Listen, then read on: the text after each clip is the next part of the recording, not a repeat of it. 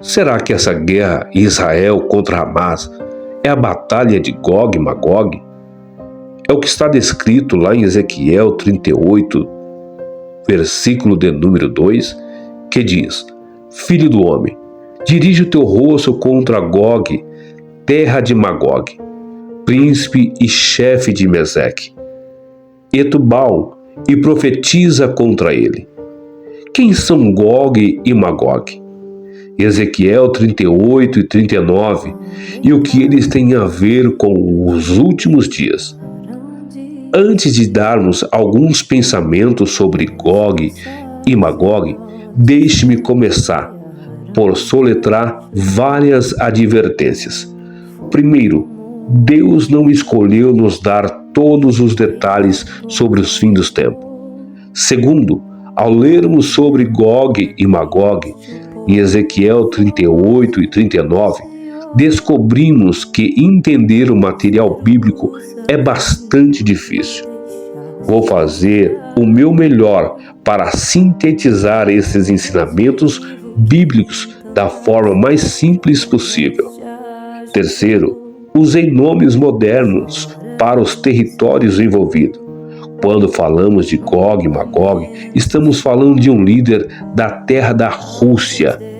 Note que daqui a 500 anos, se Cristo demorar, Gog e Magog do norte, ou seja, Rússia, terá outro nome que cabe em outro tempo. Quarto, a principal razão pela qual Deus nos encoraja a estudar a profecia é estabelecer um fundamento para uma vida santa.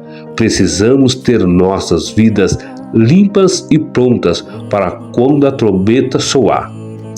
Quinto, viva como se Cristo estivesse voltando nos próximos 10 minutos. Planeje como se ele viesse por mais 1000 anos. Muitos se perguntam se a Rússia terá algum papel a desempenhar nos últimos dias. A resposta é um sim retumbante. Encontramos resposta em Ezequiel 38 e 39. Identificamos Deus, Magog, os reis do norte e o rei do sul. Ezequiel 38, versículo 1, versículo 2.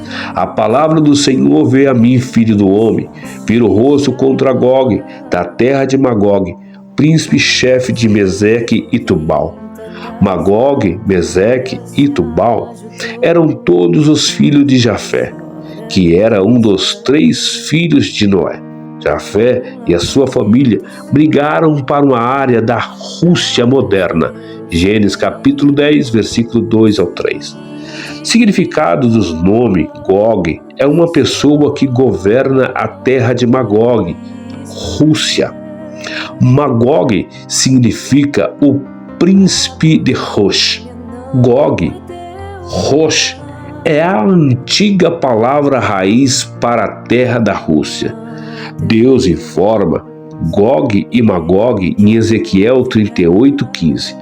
Você virá do seu lugar no extremo norte. A palavra hebraica significa a parte mais distante do norte, ou que fica ao norte de Jerusalém.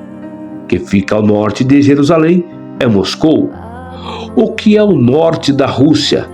Nada. Meseque é o antigo nome da capital da Rússia Ocidental, hoje conhecida como Moscou.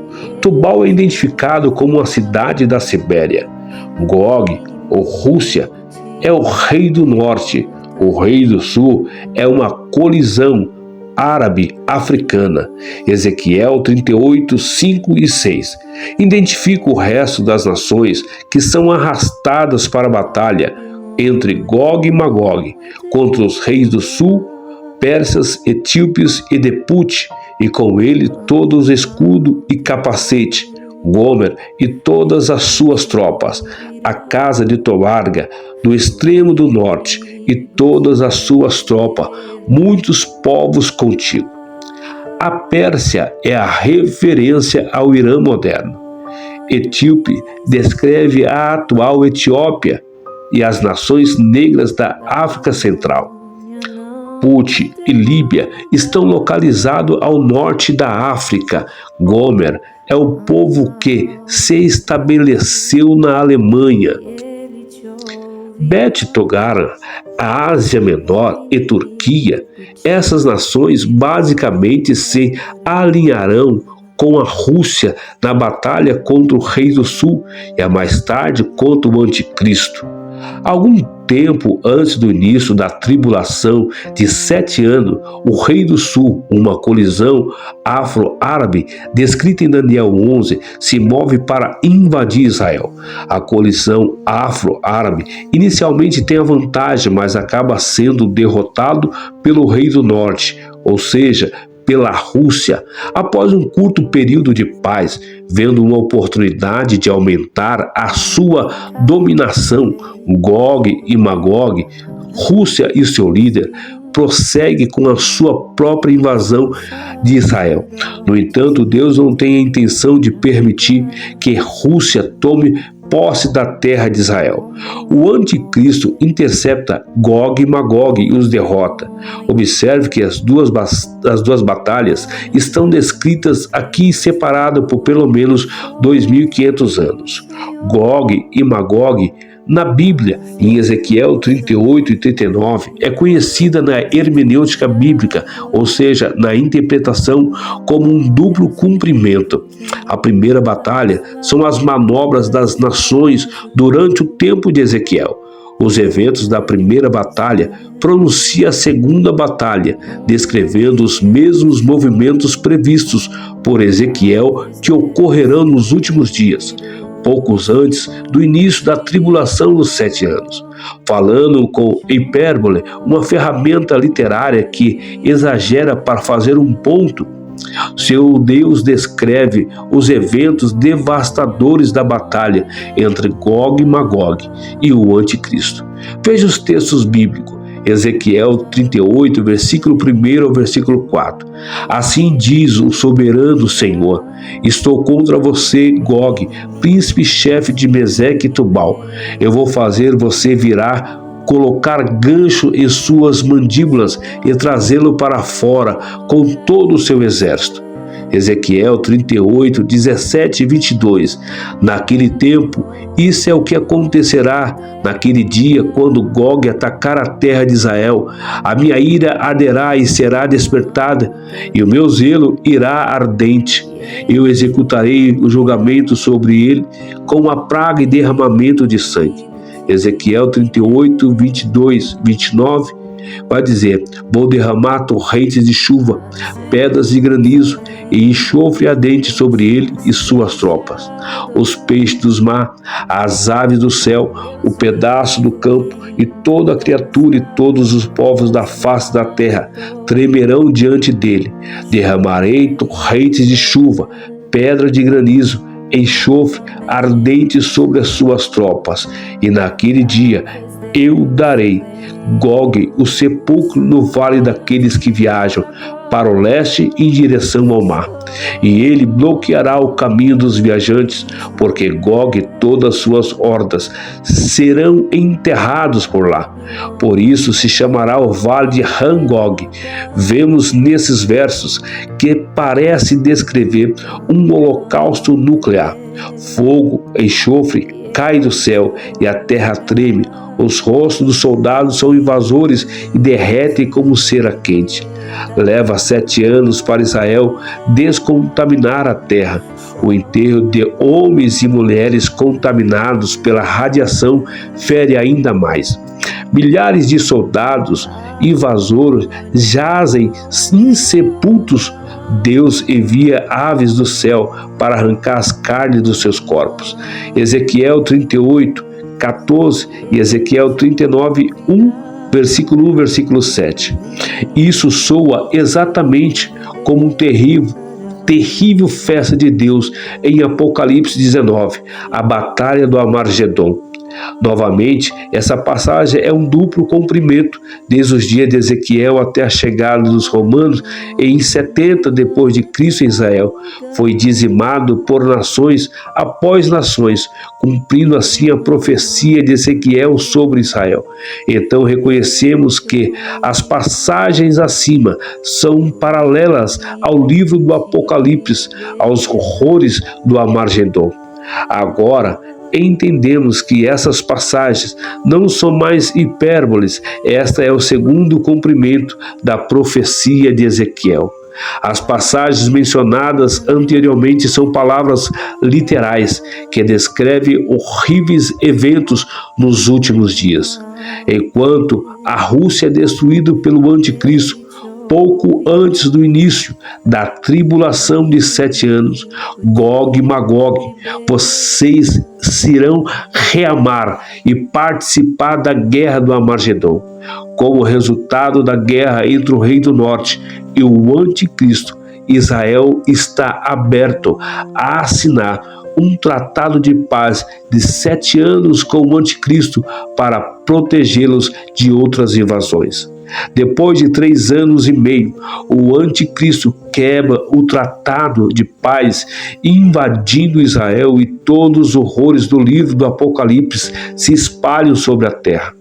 Durante os últimos dias, Deus reúne os exércitos do anticristo, da Rússia, do Oriente Médio, a colisão árabe-africana e China no Vale do Megido para a batalha do Armagedon. Quando Jesus retornar, ele ri de seus inimigos. Salmo 2.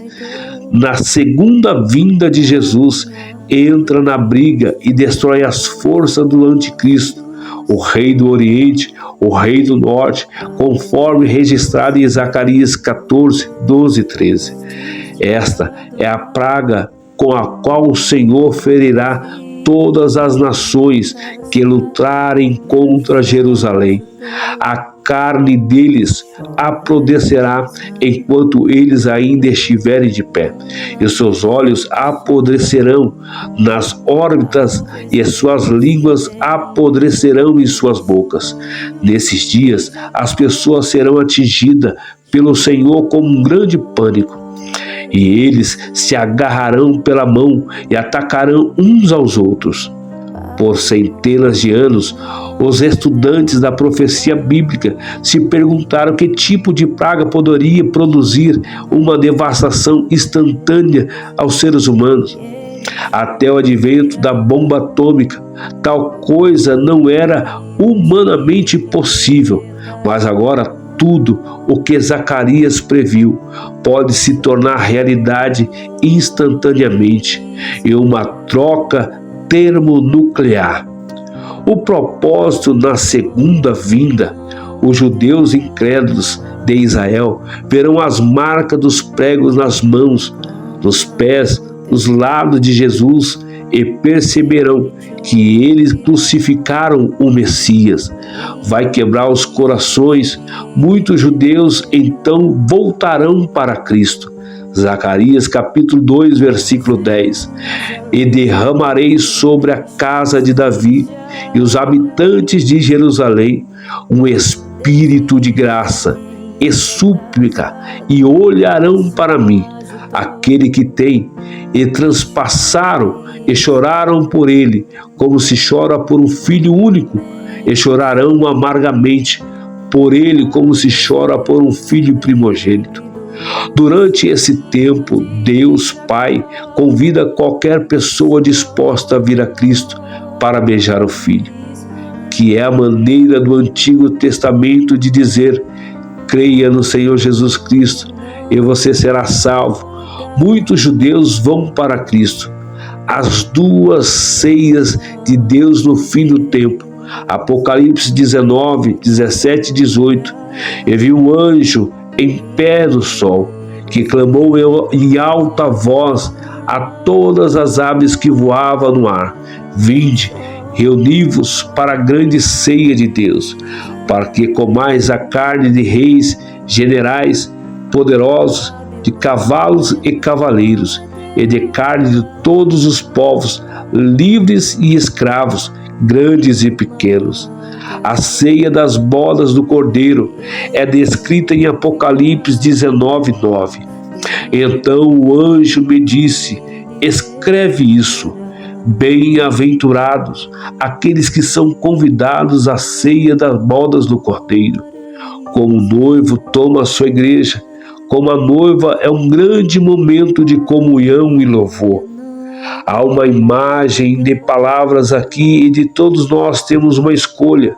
Podemos desfrutar da ceia do Senhor Jesus ou podemos ceiar a ceia.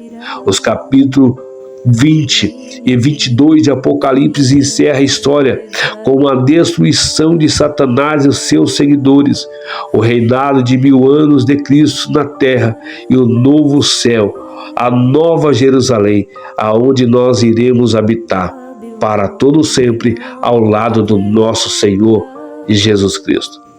Que Deus vos abençoe. Mais uma vez, se inscreva no canal, compartilhe e comente esse vídeo.